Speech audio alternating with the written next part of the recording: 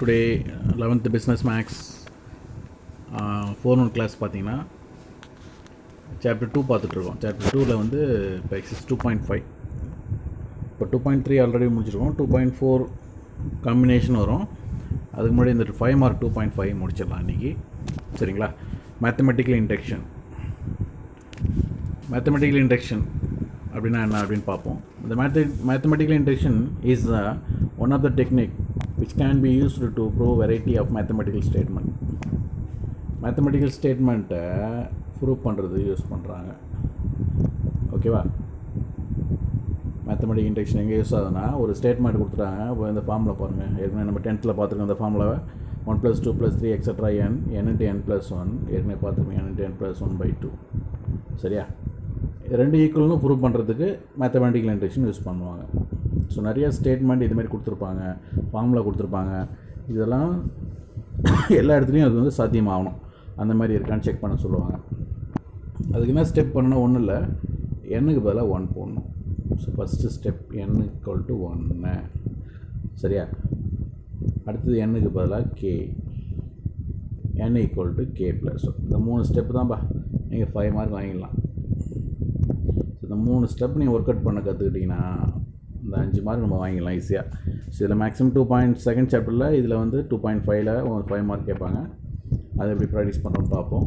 So question எப்படி கேட்பாங்கன்னா, using mathematical induction method இந்த formula கரெக்டாக இருக்கா, ஈக்குவலாக இருக்கா அப்படின்னு ப்ரூவ் பண்ணி காட்டணும். சரியா?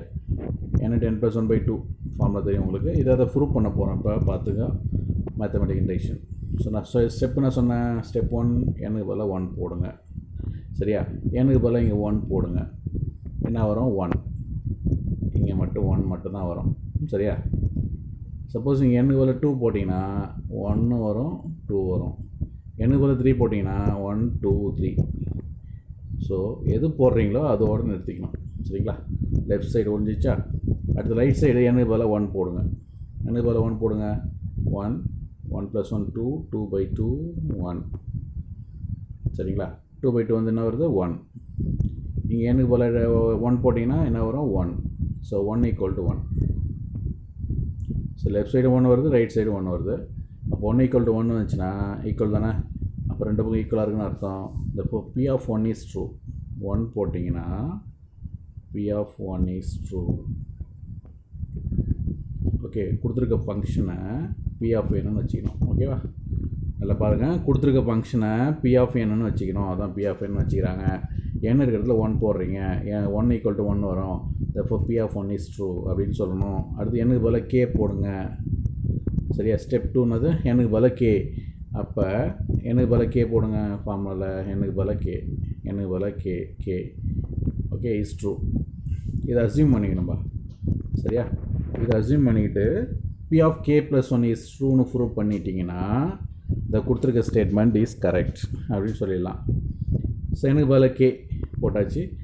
ஸோ எங்கேயாவது இதை பார்த்தீங்கன்னா இதை யூஸ் பண்ணிக்கோ அப்படின்னு சொல்லிட்டாங்க. சரி, P(k+1) is ட்ரூன்னு ப்ரூவ் பண்ண போகிறோம். நாங்கள் எப்படி ப்ரூவ் பண்ணுறது? ஸ்டெப் 3 அப்படின்னா P(k+1) என்ன அர்த்தம் அப்படின்னா, n இருக்கிற இடத்துல k+1 போடணும். கொஷினில் n இருக்கிற இடத்துல என்ன போடணும்? k+1 போடணும். இங்கே தான் n இருக்குது, n-க்கு பதிலாக k+1. இங்கே n-க்கு பதிலாக k+1 போட்டிங்கன்னா என்ன வரும்? இன்னொரு 1 இருக்குது. அப்போ k+2ன்னு வரும். பாருங்கள், k+1 லாஸ்ட்டில் போட்டிங்க. k+1 லாஸ்ட்டில் போட்டிங்கன்னா அதுக்கு முன்னாடி என்ன இருக்கும் அப்படின்னா k இருக்கும். எப்படி சார் அப்படின்னு சொன்னால், லாஸ்ட்டு டைம் k+2 இருந்தால் முன்னாடி டைம் என்ன இருக்கும்? k+1 இருக்கும். k+1 முன்னாடி இருந்துச்சுன்னா அதுக்கு முன்னாடி என்ன இருக்கும்? k இருக்கும். கரெக்டாக பார்த்துக்கோ. ஒவ்வொன்றா ஆட் பண்ணிகிட்டே போதா? ஒவ்வொன்றா மைனஸ் பண்ணிட்டே போகிறீங்களா? சரிங்களா? இதுதான் கான்செப்ட்டு. இதை புரிஞ்சுக்கிட்டிங்கன்னா உங்களுக்கு ஈஸியாக இருக்கும். அப்போ கடைசி டைம் k+1 அது முன்னாடி டைம் என்ன இருக்கும்? k இருக்கும். நான் சொல்லியிருக்கேன், இதை எங்கேயாவது பார்த்தீங்கன்னா என்ன போட சொன்னேன்? இதை தூக்கி போட சொன்னேன். சரியா? அப்போ k+1 எக்ஸ்ட்ரா இருக்கும். அப்போ இதை எடுத்துகிட்டு என்ன போடணும் அப்படின்னு சொன்னால், அது P(k) அடுத்த பேஜில் போட்டிருப்பாங்க பாருங்கள். ஓகே, போட்டிருக்காங்களா? இந்த k+1 தனியாக இருக்கும். சரிங்களா? இப்போ இது எல்சிஎம் பண்ணணும். எல்சிஎம் பண்ணால் இந்த 2 கீழே இருக்கா, அந்த 2 இங்கே மல்டிப்ளை பண்ணுங்கள். இதை பண்ணியிருக்காங்களா? 2 மல்டிப்ளை பண்ணுங்கள், இது மல்டிப்ளை பண்ணுங்கள். சப்போஸ் இது ரெண்டுத்துலேயும் காமனாக இருக்குன்னா k+1 இருக்கு, வெளியே எடுத்துருங்க. அப்போ இங்கே என்ன இருக்கும்? k, இங்கே என்ன இருக்கும்? 2, k+2/2. therefore p of k plus 1 is true. So இதான் ஆக்சுவலாக ப்ரூவ் பண்ணணும். லெஃப்ட் சைடு பாருங்கள், இங்கே இதை ப்ரூவ் பண்ணிட்டீங்க. Okay, so k plus 1 k plus 2 by 2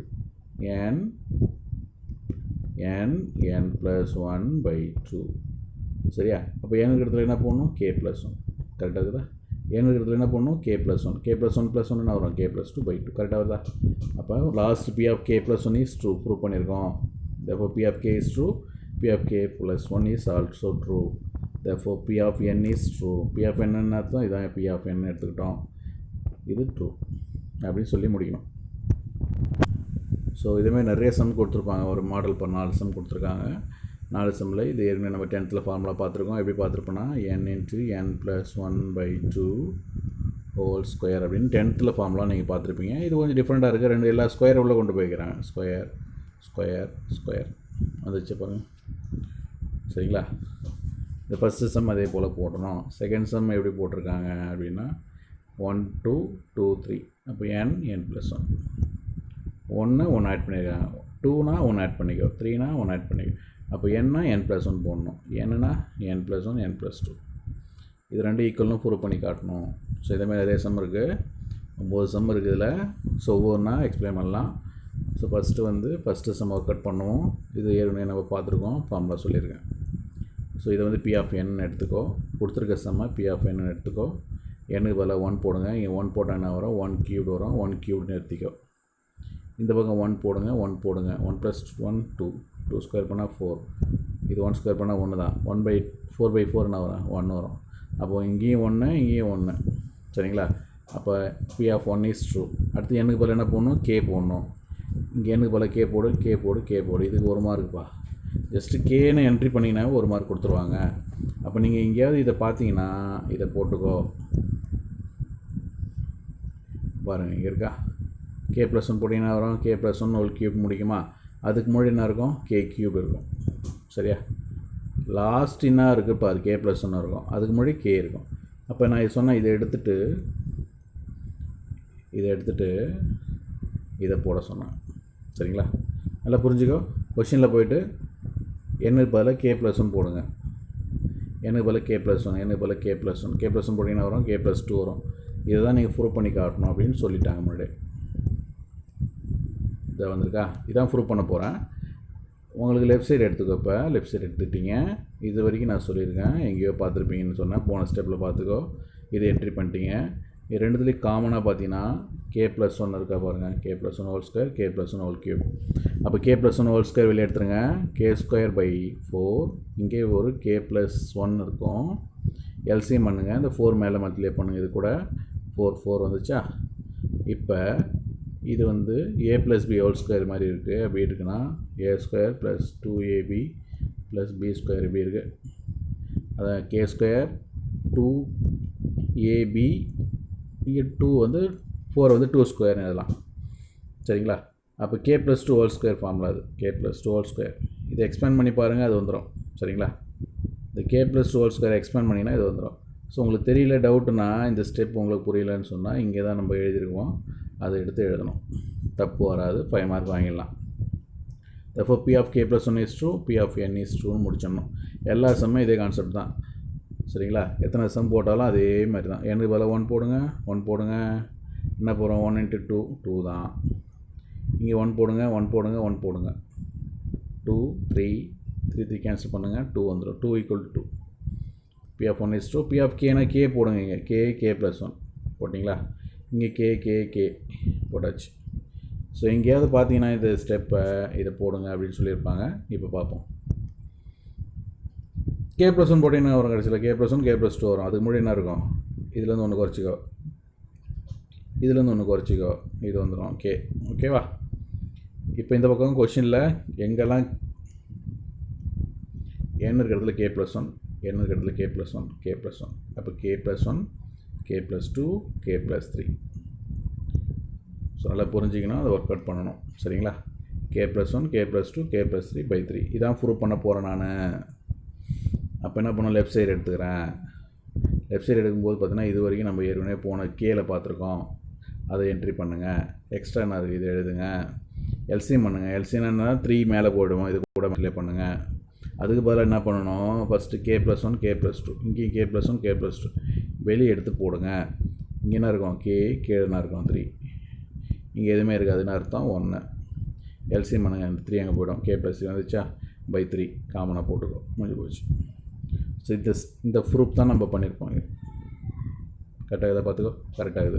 அப்போ P(k+1) is true, P(n) is true by mathematical induction போட்டுக்கோ. ஸோ இந்தமாரி சம்ஸ் எடுத்து நீங்கள் போட்டு பாருங்கள். எந்த ஸ்டெப் முடியலையோ அது வந்து ரெக்கார்ட் பண்ணி இல்லை ஸ்க்ரீன் ரெக்கார்ட் பண்ணி எனக்கு அனுப்பிவிடுங்க. நான் அதை கிளியர் பண்ணி அனுப்புகிறேன் உங்களுக்கு கிளாஸுக்கு. Okay, thank you.